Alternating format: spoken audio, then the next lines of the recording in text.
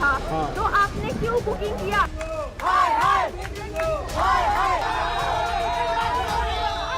हम रात भर सोए नहीं, तो यहाँ भी पोजीशन है कि सब काउंटर बंद है।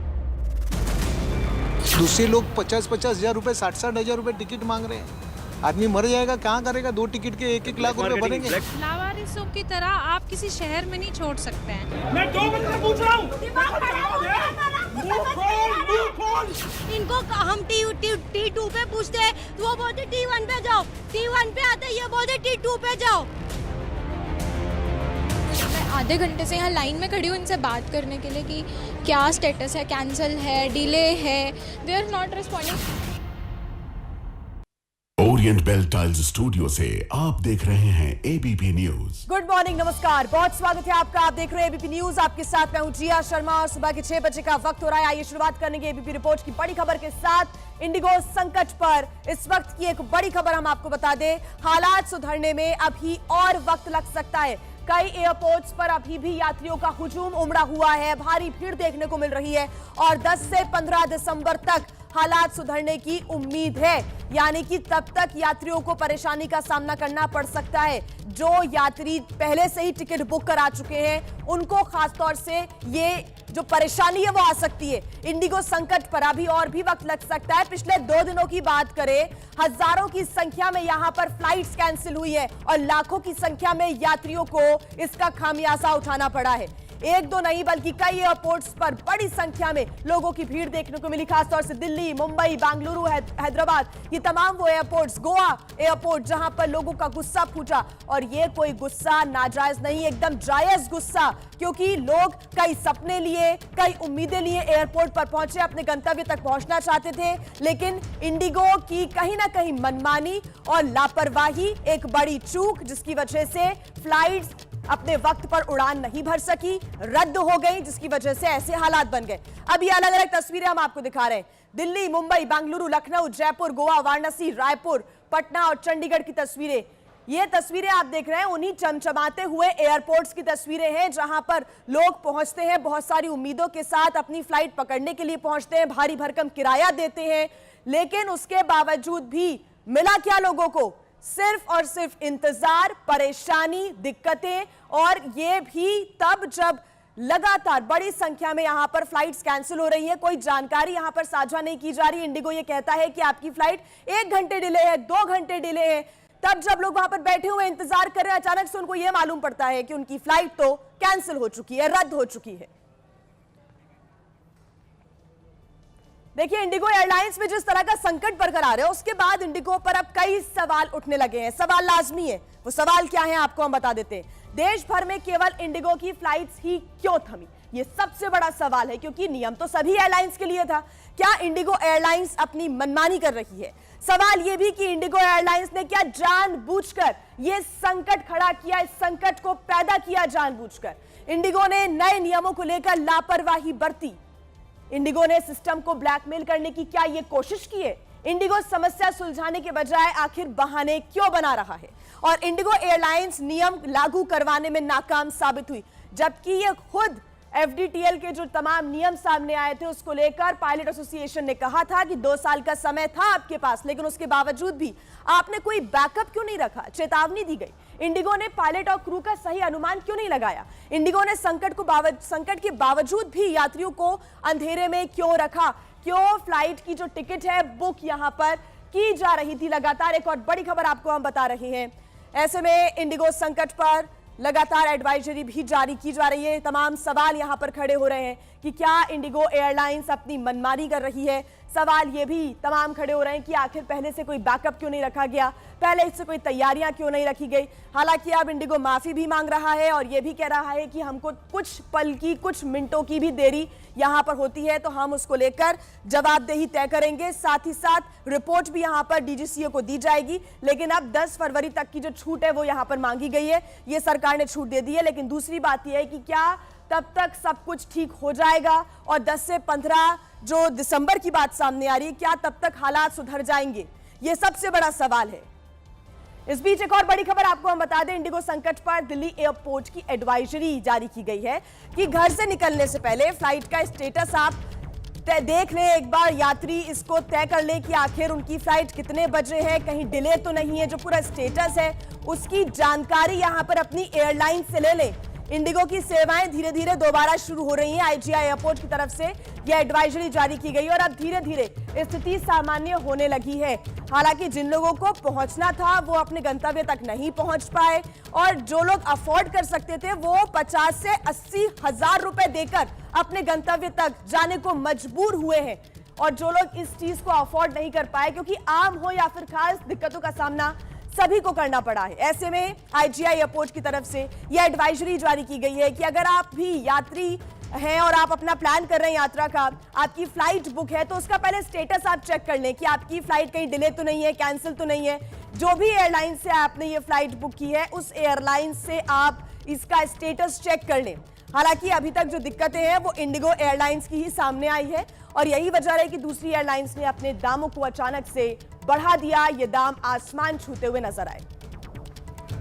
अब एयरपोर्ट पर भी सवाल यहां पर खड़े हो रहे हैं, इंडिगो से यहां पर सवाल खड़े हो रहे हैं कि स्टाफ का यात्रियों के साथ आखिर ये दुर्व्यवहार क्यों किया गया, यात्रियों को सटीक जानकारी क्यों नहीं दी गई। लोग सवाल पूछ रहे थे, उनको जवाब क्यों नहीं मिला।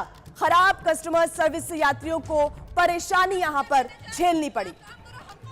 कई लोग नारेबाजी कर रहे थे, कई लोग धरने पर ही बैठ गए, कई लोग अपना लगेज लेने के लिए लाइनों में खड़े रहे और घंटों तक, एक एक पूरा दिन 24 घंटे अपने लगेज के लिए वेट करते रहे। पैसा उनको रिफंड नहीं हो रहा है, उनको अपना लगेज टाइम पर नहीं मिल रहा है। कई लोगों के लगेज में उनकी दवाइयां हैं, उनका सामान है, उनका लैपटॉप है, लेकिन उनको वो भी नहीं मिल पा रहा है ताकि वो अपनी दिनचर्या को कम से कम जैसे वो बिताते हैं वो बिता सके। और यही नाराजगी एयरपोर्ट पर लोगों की देखने को मिली है। लेकिन एयरक्राफ्ट में खराब फूड डिलीवरी भी की गई, यानी कि जो यहां पर सबसे बुरा बर्ताव है वो एयरपोर्ट पर यात्रियों के साथ किया गया। इसमें कोई कमी नहीं छोड़ी गई। फूड डिलीवरी खराब, खाने पीने का संकट भी हो गया। यहां पे वो होटल्स में भी नहीं रुक पाए, बाहर जो कैंपस है उसी में लोग सोते हुए, लेटते हुए, बैठे हुए नजर आए। तो इंडिगो संकट के बीच रेलवे की बड़ी तैयारी भी नजर आ रही है। बड़ी खबर आपको बता दें, रेलवे ने 6 स्पेशल ट्रेन चलाने का फैसला लिया है। आज व्यस्त रूट पर 4 स्पेशल ट्रेन चलेंगी। आज पुणे से बेंगलुरु के लिए ये स्पेशल ट्रेनों को चलाया जाएगा। मुंबई से नई दिल्ली और लखनऊ के लिए भी ये ट्रेनें चलाई जाएंगी। कल पुणे से नई दिल्ली, मुंबई से मडगांव को ट्रेन के बीच ट्रेन और 37 ट्रेनों में 116 अतिरिक्त कोच भी जोड़े जाएंगे। यात्रियों की भीड़ को देखते हुए रेलवे ने यह बड़ा फैसला लिया है, क्योंकि लोग अपने गंतव्य तक पहुंच नहीं पा रहे हैं। जिन्होंने फ्लाइट बुक की हुई थी उनकी फ्लाइट कैंसिल यहां पर हो गई है। सब कुछ इंडिगो के संकट की वजह से हुआ और ऐसे में अब रेलवे की तरफ से यह एक बड़ा फैसला लिया गया, अहम फैसला लिया गया है। 6 स्पेशल ट्रेन चलाने का फैसला लिया गया है ताकि यहां पर लोगों को थोड़ी राहत मिल सके। 37 ट्रेनों में 116 अतिरिक्त कोचेस को जोड़ा जा रहा है ताकि लोग अपने गंतव्य तक पहुंच सकें आराम से।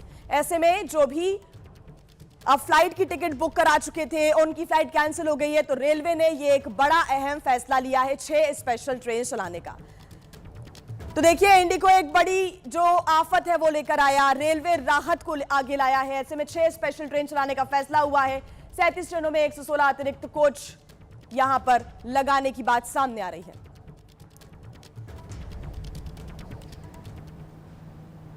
तो रेलवे की तरफ से यह बड़ा फैसला लिया गया है। कई लोगों को दिक्कतों का सामना पिछले 2 दिनों में करना पड़ा है। तमाम जो नियम हैं उनको लेकर इंडिगो पर सख्त कार्रवाई के भी जो संकेत हैं वो यहां पर मिल रहे हैं। डीजीसीए ने कहा है कि आप स्टेटस रिपोर्ट जो है वो हमें हर बार सौंपेंगे कि किस प्रकार से आप अपने क्रू के लिए काम कर रहे हैं, किस प्रकार से पूरा रोस्टर बन रहा है, शेड्यूलिंग कैसे हो रही है। ऐसे में इंडिगो ने माफी मांगी है यहां पर इस संकट के बाद। समस्या के लिए तहे दिल से माफी मांगते हैं। इंडिगो ने कहा, विश्वास दिलाते हैं कि जल्द हालात सामान्य हो जाएंगे।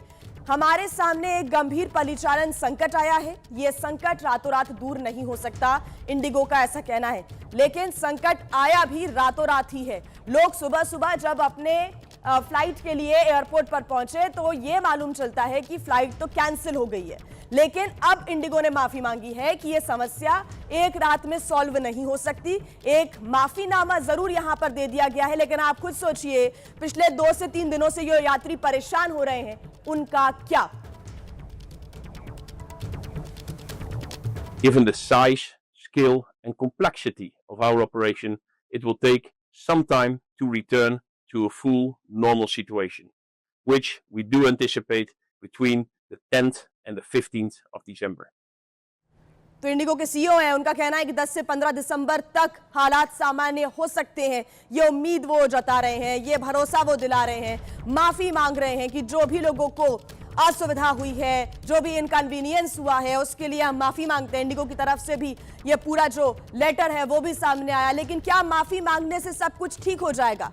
कई लोगों को अपना ऑफिस पहले दिन ज्वाइन करना था, कोई लोग ऐसे भी थे जो अपनों से मिलने के लिए जा रहे थे, और कई परिवार ऐसे थे जिन्हें अपने पिता की, अपने भाई की, अपने परिजनों की अस्थि विसर्जन का काम करना था। क्या वो टाइम से हो पाया? नहीं हो पाया। ऐसे में लोगों की जो परेशानी है उसका कहीं ना कहीं ये तरीका, ये सॉल्यूशन नहीं हो सकता कि आपने माफीनामा सिर्फ जारी कर दिया है जिससे सारे हालात सामान्य हो जाएंगे। और ये संकट रातों रात ठीक नहीं होगा, ये इंडिगो की तरफ से कहा गया है। और ऐसे में इंडिगो की तरफ से हालांकि ये कहा गया कि सबको रिफंड होगा, लेकिन कई लोग अभी भी ऐसे हैं जिनको उनका पैसा रिफंड नहीं हुआ है, जो फ्लाइट उन्होंने बुक कराई थी। यानी कि मेंटली और फाइनेंशियली एक बड़ा बोझ इंडिगो ने अपने यात्रियों पर डाल दिया है। एक और बड़ी खबर आपको हम बता दें, मुंबई एयरपोर्ट पर एक मां हमें रोती बिलखती हुई मिली, जिनके घर में कल एक बेटी की शादी थी, लेकिन फ्लाइट कैंसिल हो गई और वो शादी में शामिल नहीं हो सकी। इस माँ का दर्द इनकी आंखों से छलक रहा है। घर में बेटी की शादी है, लेकिन इंडिगो ने सारी खुशियों में आंसू घोल दिए। यहाँ की कोई सुनवाई नहीं है, हम लोग को धक्के खिला रहे हैं इधर। कल से मेरे को बोला घर पे भेजेंगे, मैं वेट कर रही है। मेरा सन इन लॉ मेरे को बार बार फोन, छोड़ दो लगेज, आप आ जाओ। बेटी रो रही है वो बेचारी कि मामी आप आ जाओ, मामी आ जाओ। आप कैसे जाएं? अगर हमको दूसरी फ्लाइट मिलनी चाहिए ना। क्या करे, टाइम भी नहीं। शादी का ओकेजन आज है, मेहंदी आज है, 4:30 की मेहंदी है। वो लड़की का क्या हाल हो रहा है आप सोचिए ना। सोचिए, इंसान हवाई जहाज में इसलिए यात्रा करता है ताकि कम से कम समय में आराम से अपनों तक पहुंच जाए। इसी उम्मीद से एक माँ अपनी बेटी जैसी लड़की की शादी में जाना चाहती थी। इनका पहुंचना इसलिए भी जरूरी था क्योंकि लड़की की माँ यानी इनकी बहन बेहद बीमार है और उनकी जगह सारी रस्में इन्हें ही करनी थी, लेकिन सब छूट गया। अगले कुछ घंटों में हो सकता है हवाई यात्रा सामान्य हो जाए, लेकिन इनके जीवन में जो दर्द इंडिगो ने कुरेदा है वो कैसे भरेगा? अब देखिए, ऐसी ना जाने कितनी ही कहानियां हैं। इंडिगो की कई उड़ानें रद्द होने से रायपुर एयरपोर्ट पर भी अफरा तफरी का माहौल देखने को मिला। दिल्ली जाने वाले दर्जनों यात्री घंटों एयरपोर्ट पर ही फंसे रहे। रवि कुमार और राहुल अपने एनआरआई चाचा का शव लेकर दिल्ली लौटना चाहते थे, लेकिन इंडिगो की फ्लाइट रद्द होने की वजह से उन्हें भारी मन से चाचा का अंतिम संस्कार रायपुर में ही करना पड़ा। दुख का विषय है कि मेरे चाचा जी का डेथ हो गया और उनकी शव को हमें दिल्ली वापस ले जाना था। हम लोग बुरी तरह परेशान हो गया। चाचा जी का संस्कार जो है वो हमें यहाँ पर लोकल करना पड़ा। राहुल का परिवार दिल्ली में शव का इंतजार करता रह गया।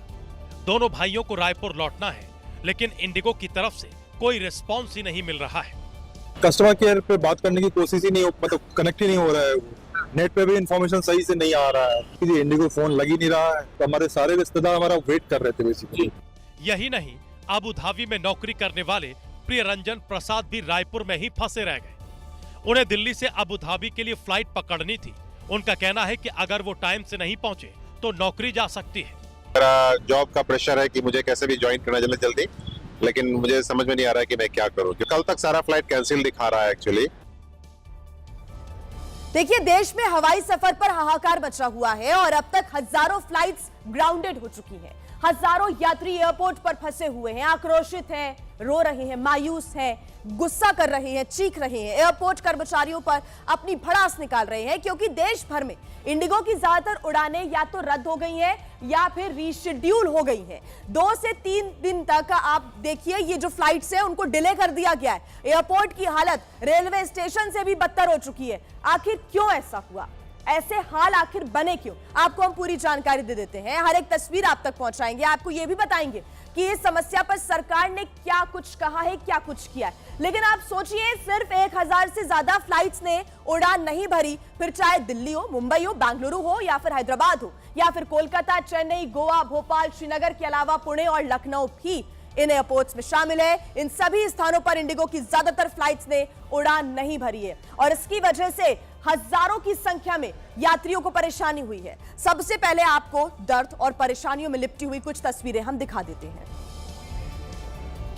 तो देखिए, तमाम जो तस्वीरें एयरपोर्ट से सामने आ रही है, कुछ लोगों का गुस्सा भी यहां पर फूटा, वो इसलिए क्योंकि इंडिगो से जब वो सवाल कर रहे हैं, कस्टमर केयर पर कॉल कर रहे हैं, तो उनको कोई भी रिस्पांस नहीं मिल रहा है। लोगों का लगेज एयरपोर्ट पर ही फंसा हुआ है, वो अपने लगेज को भी यहां पर नहीं ले पा रहे हैं। ऐसे में लोग यही सवाल पूछ रहे हैं कि आखिर इस समस्या का समाधान क्या है, वो अपने गंतव्य तक कैसे पहुंचेंगे, उन्हें बैकअप के लिए आखिर दूसरी फ्लाइट का इंतजाम क्यों नहीं करके दिया जा रहा है। लेकिन इसका कोई रिस्पॉन्स इंडिगो की तरफ से नहीं मिल रहा है। इस संकट के लिए आखिर जिम्मेदार कौन है? इंडिगो सवालों के घेरे में है। सबसे ज्यादा सवाल इंडिगो के मैनेजिंग डायरेक्टर या ये कहें कि मालिक की तरफ उठ रहे हैं। ये पूरे सवाल जिनका नाम है राहुल भाटिया।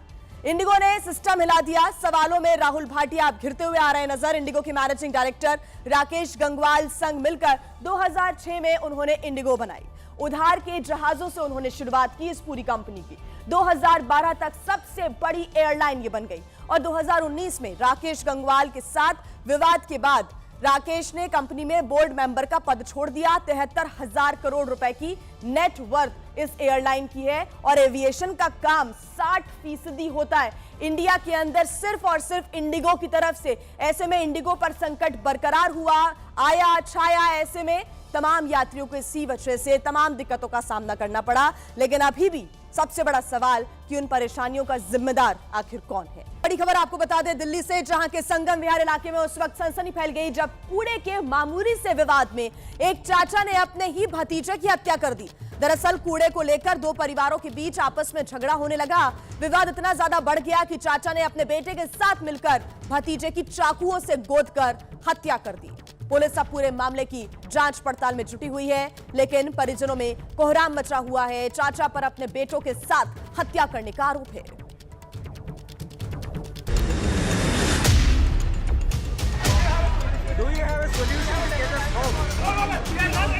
जब आपका फ्लाइट कैंसिल हुआ था तो आपने क्यों बुकिंग किया?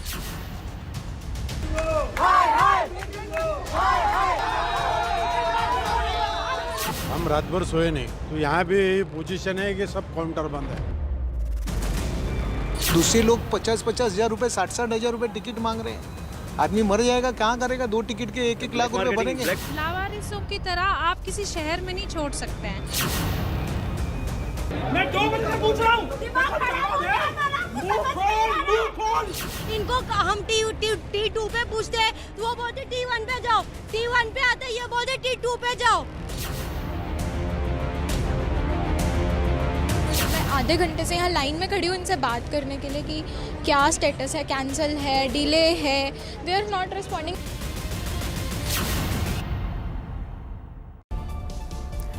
तो बड़ी खबर आपको हम बता रहे हैं इंडिगो संकट पर इस वक्त की ये बड़ी जानकारी। हालात सुधरने में अभी और वक्त लग सकता है। कई एयरपोर्ट्स पर अभी भी यात्रियों का हुजूम देखने को मिल रहा है।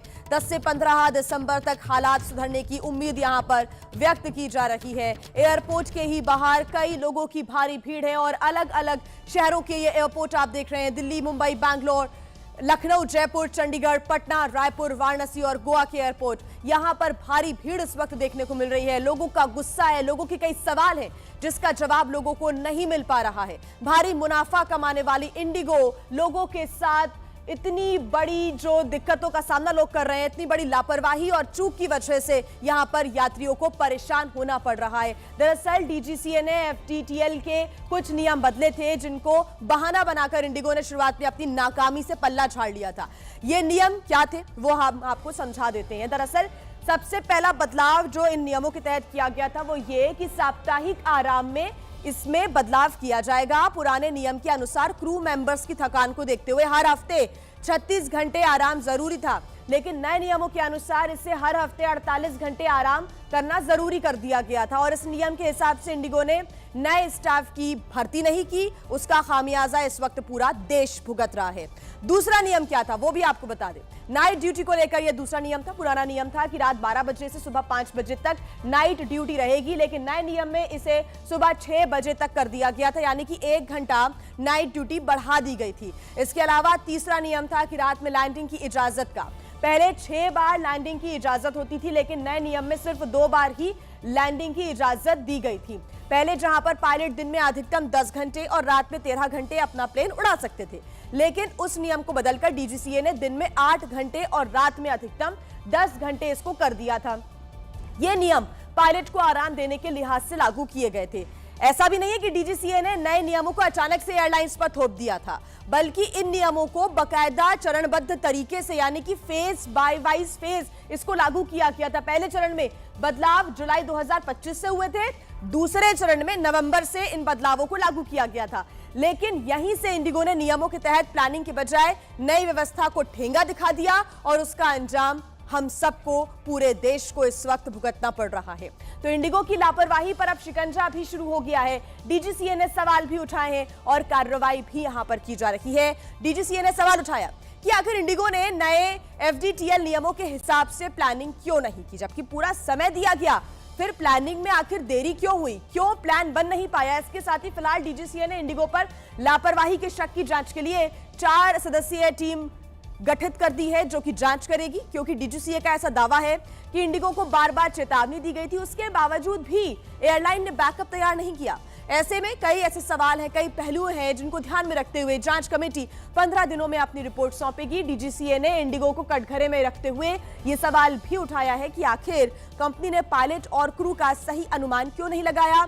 सवाल यह भी पूछा गया कि क्रू की ट्रेनिंग और रोस्टर बनाने में बड़ी खामियां कैसे हुई। यही वजह है कि अब डीजीसीए ने जांच कमेटी गठित कर इंडिगो के काम और गड़बड़ी की समीक्षा का फैसला लिया है। तो फ्लाइट कैंसिल होने के कारण बेंगलुरु एयरपोर्ट पर झकझोर देने वाली तस्वीरें सामने आई है। एयरपोर्ट पर पिता की अस्थि लिए बेटी बेबस नजर आई, जो अस्थियों के विसर्जन के लिए हरिद्वार उनको लेकर नहीं जा पाई और फ्लाइट उनकी कैंसिल हो चुकी थी। नई फ्लाइट के बारे में भी कोई जानकारी उनके पास नहीं थी। वो बेबस बेटी एयरपोर्ट पर ही इंतजार करती रही। इस बेटी के ऊपर से पिता का साया उठ गया। इनका दर्द और बेबसी और कोई नहीं समझ सकता। पिता की अस्थियां और उनके शरीर की राख को अब ये बेटी हरिद्वार में गंगा में प्रवाहित करने जाना चाहती थी। हरिद्वार में सब कुछ पहले से तय था, लेकिन इंडिगो की अव्यवस्था ने इनके दर्द और तड़प को और बढ़ा दिया है। पिता का अस्थि कलश लिए ये और इनका पूरा परिवार बेंगलुरु एयरपोर्ट पर फंसा हुआ है। फ्लाइट्स कैंसिल होने के बाद उपजी भीड़ में एक एक पल मुहाल है। टिकट काउंटर किसी पैसेंजर ट्रेन के काउंटर में तब्दील हो गया है। टिकट कैंसिलेशन से बेहाल सैकड़ों लोग यहाँ से वहाँ भटक रहे हैं। इन्हें नहीं पता कि अब अगली फ्लाइट कब मिलेगी, आज मिलेगी भी या नहीं मिलेगी। फिलहाल इन्हें कहीं से कोई उम्मीद की किरण नजर नहीं आ रही, क्योंकि इंडिगो मैनेजमेंट कुछ भी बोलने को तैयार नहीं है। और आइए अब खबर आपको दिखा देते हैं गुजरात से, जहां के भरूच से हादसे का सनसनीखेज वीडियो आया है सामने, जहां तेज रफ्तार कार ने सड़क पर चलते एक व्यक्ति को जोरदार टक्कर मार दी। इस खतरनाक हादसे का वीडियो सोशल मीडिया पर भी जमकर वायरल हुआ। हादसा ऐसा जिसे देखकर सिर चकरा जाए। कार में शैतान रॉन्ग साइड आया और सड़क पार करते व्यक्ति को उड़ाता चला गया। टक्कर मारकर गंभीर चोट पहुंचाकर भी वो रुका नहीं, फरार हो गया। हादसे के इस डरावने वीडियो को देखकर किसी का भी सिर चकरा जाए। तस्वीरों को जरा ध्यान से देखिए, कैसे चोटिल व्यक्ति सड़क के किनारे चल रहा था, तभी सामने से अचानक आई तेज रफ्तार कार उसे उड़ा ले गई। और बात आंध्र प्रदेश की, जहां के पलनाडु जिले में दर्दनाक सड़क हादसा हुआ है। यहां पर एक कार चलते चलते लॉरी के नीचे घुस गई, जिसका वीडियो सीसीटीवी में रिकॉर्ड हो गया। बाईपास रोड पर लगे सीसीटीवी फुटेज में एक ट्रक तेजी से गुजरते हुए नजर आया। जैसे ही ये ट्रक गुजरा, सफेद रंग की कार लॉरी कंटेनर के नीचे दबे दिखाई दी। कार के परखच्चे उड़ चुके थे और कार में जो 6 लोग सवार थे उनमें से 5 की मौत हो चुकी थी, जबकि एक घायल था। हादसा इतना भयंकर था कि चकनाचूर हुई कार के टुकड़े सड़क पर फैल गए थे। माना जा रहा है कि हादसा कुछ सेकंड पहले हुआ था, क्योंकि ट्रक के गुजरने से पहले सड़क पर चिंगारी नजर आई। देखिए, सड़क पर ट्रैफिक व्यवस्था संभालने वाले पुलिसकर्मी भी कई बार हादसे के शिकार हो जाते हैं।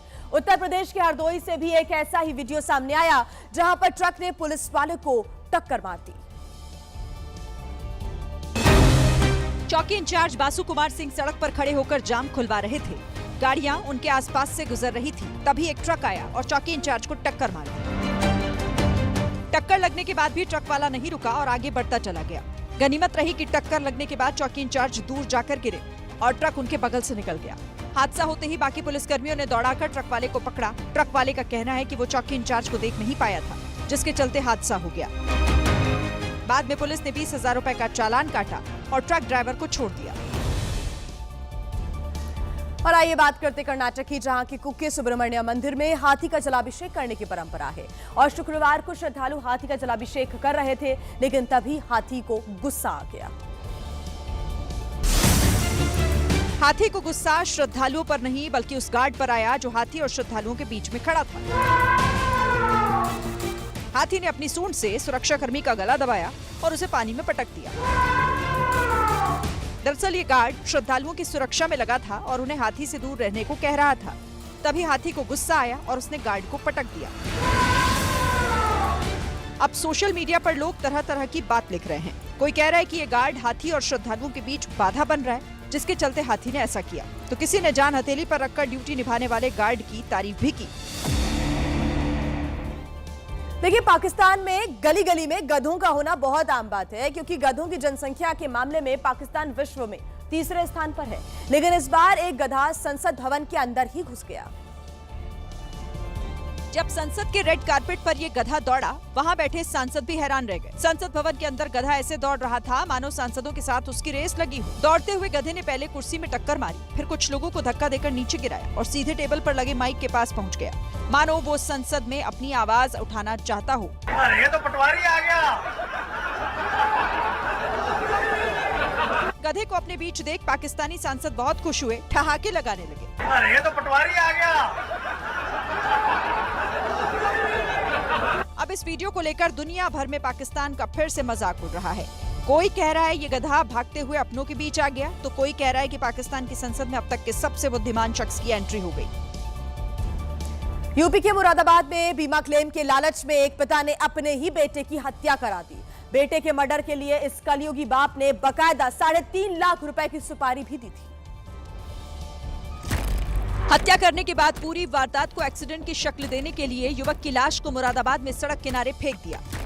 जिस युवक का मर्डर हुआ उसका नाम अनिकेत शर्मा है और उस पर 2 करोड़ 10 लाख का एक्सीडेंटल बीमा था। शुरुआती छानबीन में पता चला कि मामला एक्सीडेंट का है, लेकिन जब पुलिस ने पोस्टमार्टम कराया तो पता चला कि युवक के सिर पर किसी भारी चीज से वार कर उसकी हत्या की गई। पुलिस के मुताबिक आरोपी बाबूराम के बेटे का किसी वकील ने बीमा करवाया था, लेकिन कुछ समय बाद आरोपी बाबूराम डकैती के आरोप में जेल चला गया, जिसके बाद ये वकील ही बीमा की किश्तें भरता रहा।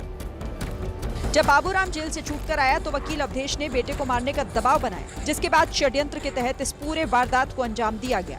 फिलहाल पुलिस ने बाबूराम शर्मा और भाड़े के तीनों हत्यारों को गिरफ्तार कर जेल भेज दिया है।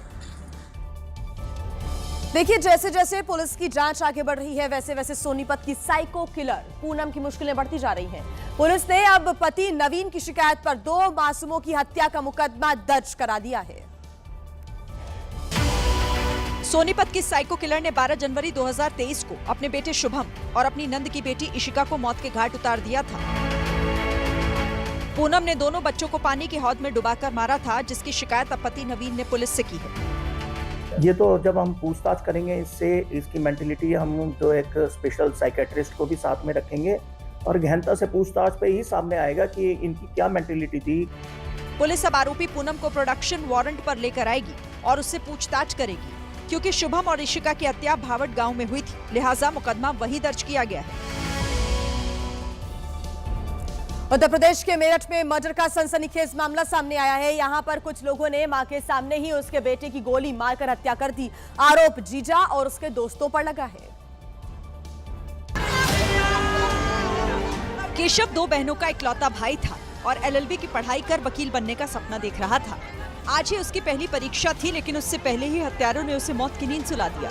परिजनों के मुताबिक रात लगभग 12:30 बजे 2 युवक केशव को बाइक से जैन विवाह मंडप के पास ले गए और सीने में गोली मारकर फरार हो गए। पुलिस जांच में सामने आया कि केशव की बहन टीना और उसके पति अंश के बीच लंबे समय से विवाद चल रहा था। माना जा रहा है कि पारिवारिक रंजिश ही हत्या की वजह बनी। जो मृतक का जीजा है उसने उसे गोली मारी है। इसमें पति पत्नी का काफ़ी समय से डिस्प्यूट चल रहा था और जो मृतक की बहन है वो उसी के घर रह रही थी काफ़ी समय से। फिलहाल पुलिस की कई टीमें आरोपियों की तलाश में छापेमारी कर रही हैं और CCTV फुटेज खंगाल रही है। शव पोस्टमार्टम के लिए भेज दिया गया है। बात कर लेते हैं बिहार की, जहां के अररिया में शिक्षिका शिवानी वर्मा हत्याकांड का पुलिस ने खुलासा कर दिया है। पुलिस के अनुसार शिवानी की हत्या गलती से हो गई थी क्योंकि हत्यारों ने किसी और शिवानी की हत्या की सुपारी ली थी। 25 साल की शिवानी वर्मा रोज की तरह स्कूटी से स्कूल जा रही थी, तभी दो लोगों ने गोलियां बरसाकर उसे मौत के घाट उतार दिया। हत्याकांड का षड्यंत्र फारबिसगंज की एक महिला ने रचा था। दरअसल उसे शक था कि उसके पति का स्कूल में ही पढ़ाने वाली एक दूसरी टीचर से अफेयर चल रहा है। हुस्नारा नाम की इस महिला ने बाकायदा प्रोफेशनल शूटर हायर किए, 3 लाख का सौदा कर उस महिला की हत्या कराने की सुपारी ले ली। जैसे ही महिला शिक्षिका शिवानी वर्मा स्कूटी से जा रही थी, बदमाशों ने अपना टारगेट समझकर गोली मार दी और उसके बाद फरार हो गए, क्योंकि दोनों का स्कूल जाने का रास्ता एक ही था। संजोग बस वो शिक्षिका भी उसी रूट से जाती है और स्कूटी से ही जाती है, तो उसी का लोकेशन ये लोग दिया गया था इसको मारने के लिए। सोहेल और मारूफ दोनों पहले से वहाँ इंतजार कर रहा था। जैसे स्कूटी आते हुए दिखा इसको लगा कि ये वही शिक्षिका है जिसको उसको मर्डर करना है। पुलिस ने वारदात में इस्तेमाल हुई बाइक और देसी कट्टे को भी जब्त कर लिया। इस हत्याकांड में अन्य अपराधी भी शामिल है, जिसकी गिरफ्तारी को लेकर छापेमारी की जा रही है। रशिया के राष्ट्रपति व्लादिमीर पुतिन के 2 दिवसीय दौरे की आखिरी कुछ घंटों में भारत और रशिया के बीच बहुत बड़ी डील हुई। दोनों नेताओं ने 23वें भारत रूस सालाना समिट में ट्रेड, डिफेंस और एनर्जी से जुड़े हुए अहम मुद्दों पर चर्चा की और इस दौरान 2030 तक आर्थिक समझौते पर सहमति बनी है। साथ ही साथ दोनों देशों के बीच कोऑपरेशन और माइग्रेशन पर भी एग्रीमेंट हुआ है। हेल्थ केयर और मेडिकल एजुकेशन को लेकर भी समझौते हुए। फूड सेफ्टी और स्टैंडर्ड्स, पोलर शिप्स और मैरीटाइम कोऑपरेशन से जुड़ी हुई भी डील यहां पर हुई है। फर्टिलाइजर यानी कि उर्वरक उत्पादन को लेकर भी यहां पर एग्रीमेंट हुआ है। इसकी जानकारी दोनों नेताओं ने ज्वाइंट स्टेटमेंट के जरिए दी है। संयुक्त प्रेस वार्ता के दौरान भारत रूस की जनता के बीच दशकों के सहयोग, सांस्कृतिक मिलाप और 2030 तक के लिए आर्थिक समझौते पर बनी सहमति का जिक्र करते हुए पीएम मोदी ने कहा, भारत रूस मित्रता एक ध्रुव तारे की तरह बनी हुई है। न्यूक्लियर एनर्जी के क्षेत्र में हमारा दशकों पुराना सहयोग है।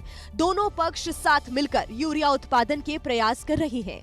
भारत रूस के नागरिकों को 30 दिन के लिए फ्री ई टूरिस्ट वीजा देगा।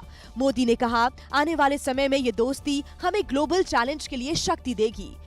और पीएम मोदी ने आतंकवाद को मानवता के मूल्यों पर सीधा प्रहार बताया। पहलगाम में हुआ आतंकी हमला हो या क्रोकस सिटी हॉल पर किया गया कायरतापूर्ण आघात, इन सभी घटनाओं की जड़ एक ही है। भारत का अटल विश्वास है कि आतंकवाद मानवता के मूल्यों पर सीधा प्रहार है। तो वहीं रूस के राष्ट्रपति पुतिन ने बताया कि भारत रूस के बीच पिछले साल व्यापार में 12% की बढ़ोतरी हुई। $100 बिलियन के लक्ष्य को जल्द हासिल कर लेंगे। भारत रूस बड़े ज्वाइंट प्रोजेक्ट करने को तैयार है। रूस तेल, गैस और कोल देने के लिए तैयार है। इंटरनेशनल नॉर्थ साउथ कॉरिडोर पर भी फोकस है। पुतिन ने बताया कि अगले साल भारत ब्रिक्स की अध्यक्षता करेगा और दोनों देशों के बीच हुई साझेदारी से रिश्ते और मजबूत होंगे। Today, the Russian TV channel RT is starting its broadcast in India. The new channel will undoubtedly help the Indian audience to better know Russia and Russians. और खबरों का सिलसिला आगे भी रहेगा जारी, आप बने रहिएगा हमारे साथ।